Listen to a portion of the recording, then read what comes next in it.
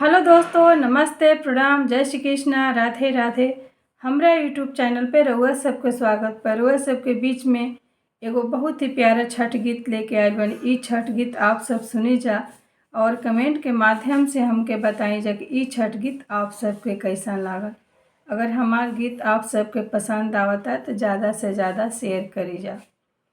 गंगा माई के ऊँची आररिया ओ पर चढ़लो न जाय, ओ पर चढ़लो न जाय।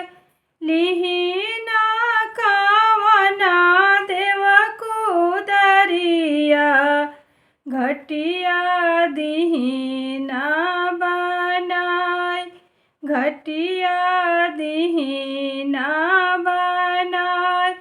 पहिरीना कावना देव पियरिया, चलिया रघ दियाय, चलिया रघ दियाय।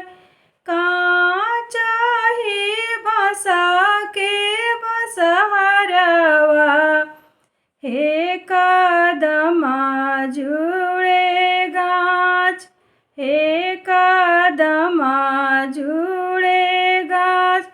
ताही बसहर सुतेले कावना देव, गोड़े मुड़े चादरी तान, गोड़े मुड़े चादरी तान।